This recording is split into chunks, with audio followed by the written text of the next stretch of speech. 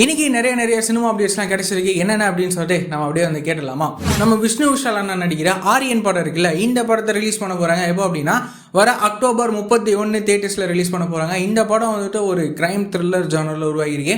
நம்ம விஷ்ணு விஷால் அண்ணா செலக்ட் பண்ணுற படங்கள் எல்லாமே வந்துட்டு ரொம்ப சூப்பராகவே வந்திருக்கும்.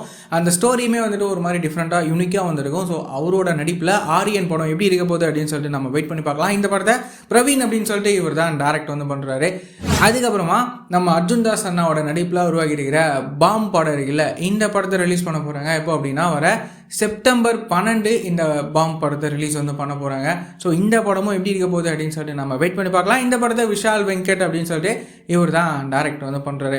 அதுக்கப்புறமா நம்ம சிவகார்த்திகேயன் அண்ணாவோட மதராசி படம் வர செப்டம்பர் 5 தியேட்டர்ஸில் ரிலீஸ் ஆக போகுது.